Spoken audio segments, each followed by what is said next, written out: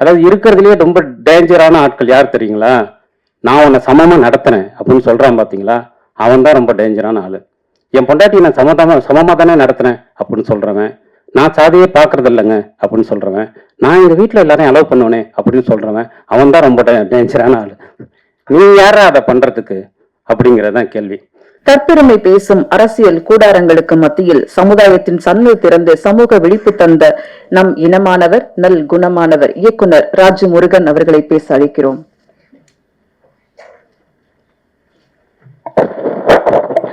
தோழர்களுக்கு வணக்கம்.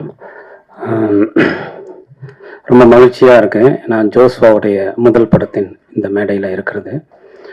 அதுக்கு யுகபாரதி அண்ணன் பாடல்கள் வசனம் எழுதியிருக்கிறது இன்னும் கூடுதலான ஒரு மகிழ்ச்சி. ஜோஸ்வாவை எனக்கு யுகபாரதி அண்ணன் மூலமாக தான் பழக்கம். யுகபாரதி அண்ணன் ஏராளமான தம்பிகளில் ஜோஸ்வா முக்கியமான ஒரு தம்பி. அந்த வகையில் நான் அவனுக்கு சீனியர். அதனால அவர் சொன்ன மாதிரி யுகபாரதி அண்ணனுடைய வீடு ஒரு உதவி இயக்குநர்களுக்கான ஒரு பள்ளிக்கூடம், ஒரு யூனிவர்சிட்டி. எங்கள் அன்னைக்கு வர்றவங்களுக்கு சுக்கு காப்பி போட்டே டயர்ட் ஆகிடுவாங்க. அப்படியான ஒரு விஷயம் அங்கே இருக்கும். அதில் என்னன்னா சினிமாவுக்காக வரக்கூடிய உதவி இயக்குநர்களுக்கு ரொம்ப முக்கியமான கற்றலாக நான் நினைக்கிறது லிட்ரேச்சரும் டிராவலும் தான். அப்படி அது கற்றுக்காதவங்க ரொம்ப முன்னையா வெளிநாட்டு படங்களை பார்த்து படம் எடுப்பது, அல்லது அது ஒரு எலும்பு கூட தான் இருக்கும். கொஞ்ச நாளைக்கு மேல அவங்களால அதுக்குள்ள சர்வைவல் பண்ண முடியாது. பட் இந்த லைஃபையும் லிட்ரேச்சரையும் டிராவலையும் பொலிட்டிக்கலையும் எடுத்துக்கிறவங்க ஒரு லாங் டைம் அவங்களால ஒரு ரைட்டரா, ஒரு டைரக்டரா, ஒரு மண்ணோட இருக்க முடியும் அப்படின்னு நான் நினைக்கிறேன். அப்படி உதவி இயக்குநர்களுக்கு வாசிப்பை, இலக்கியத்தை, அரசியலை அறிமுகப்படுத்தக்கூடிய ஒரு இடமா யுகபாரதி அண்ணன் தொடர்ந்து இருக்கிறது எனக்கு மகிழ்ச்சியா இருக்கு. அப்படி அந்த பட்டறையிலிருந்து வந்த ஒரு தம்பி தான் ஜோஸ்வா. அதனால இந்த படம் ரொம்ப ஒரு முக்கியமான ஒரு பாடுபொருளை ரொம்ப ஷார்ப்பா பேசக்கூடிய ஒரு படமா இருக்கும்னு நினைக்கிறேன்.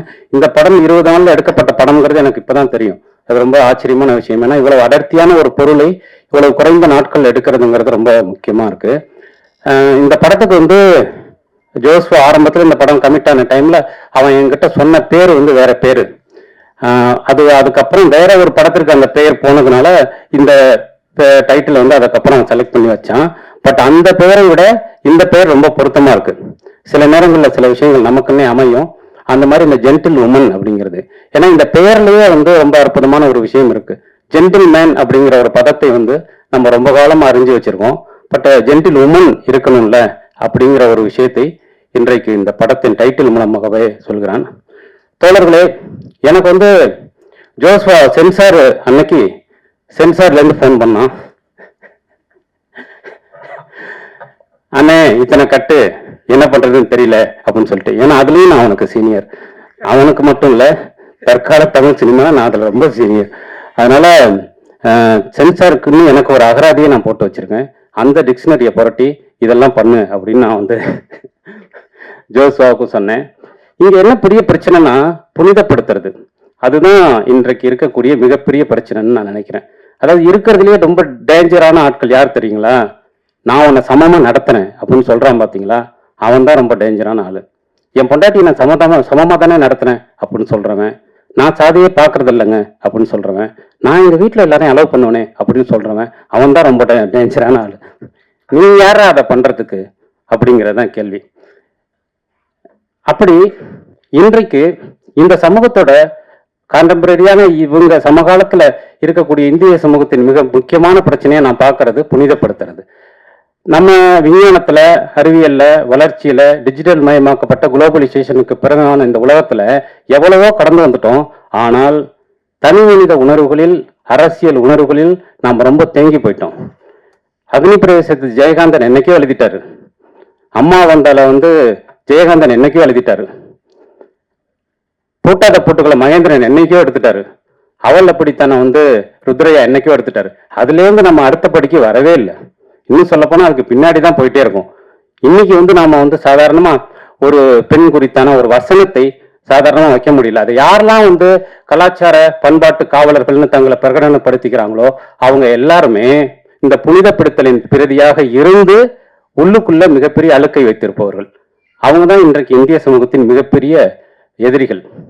ஸோ அப்படி அதை உடைப்பது, அதை கட்டுடைப்பது என்பது மிகவும் இயல்பாக கட்டுடைக்கணும். நான் பண்றேன் பாரு அப்படின்னு இல்லை, மிகவும் இயல்பாக மனித வாழ்விலிருந்து பெண்களை கடவுளாக பார்க்கக்கூடிய சமூகம் அப்படின்னு நம்ம தொடர்ந்து பேசுவோம் இல்லையா? எதுக்குடா பொம்பளைய கடவுளா பாக்குறீங்க? பொம்பளை மனுஷியா பாருங்கடா, எதுக்கு கடவுளா பாக்குறீங்க அப்படிங்கிறது ரொம்ப முக்கியமான விஷயம். பெண்களை கடவுளாக பார்க்கிற ஒரு சமூகம் தான் மிகவும் ஆபத்தான ஒரு சமூகம் அப்படின்னு நான் நினைக்கிறேன். ஸோ அப்படி இல்லாமல் பெண்களை சக மனுஷியாக ரத்தமும் சதையுமாக பார்ப்பது, அவர்களை சக மனுஷியாக பார்த்து அவர்களின் உணர்வுகள் குறித்து உரையாடுவது, அது பெண்களின் மொழியில் உரையாடுவது, அது ரொம்ப முக்கியமான விஷயம். அதை இந்த படம் செஞ்சிருக்கும்னு நான் நம்புறேன். அப்படி செய்திருக்கிற பட்சத்தில் இது தமிழ் சினிமாவின் மிக முக்கியமான ஒரு படமாகவும், ஜோஷ்வாவுக்கு முதல் படமே மிக முக்கியமான படமாக அமையும். ஏன்னா அதை பேசுறதுக்கு தான் இன்னைக்கு அந்த ஆட்கள் மிகவும் குறைவாக இருக்காங்க. குறிப்பாக இம்மாதிரியான படங்களை பணம் போட்டு வெகுஜன தளத்திற்கு எடுத்து வருவதற்கான ஆட்கள் மிக குறைவாக இருக்காங்க. அப்படி தயாரிப்பாளருக்கு இந்த நேரத்தில் நான் மிகப்பெரிய ஒரு பாராட்டை சொல்லிக்கிறேன். இப்படியான ஒரு படத்தை எடுத்து இன்றைக்கு இந்த பொதுத்தளத்தில் கொண்டு வருவது அப்படிங்கிறது. ஸோ இந்த படம் ஜோஸ்வாவிற்கு முதல் படமே ஒரு அற்புதமான படமாகவும் நம் எல்லோருக்குமான மக்களுக்கான ஒரு படமாகவும் இருக்கும்னு நான் நம்புகிறேன். இந்த படத்தில் நடித்திருக்கக்கூடிய அத்தனை கலைஞர்களுக்கும், அத்தனை தொழில்நுட்ப கலைஞர்களுக்கும், பணியாற்றிய எல்லோருக்கும் என்னுடைய வாழ்த்துக்களும் நன்றியும். நன்றி.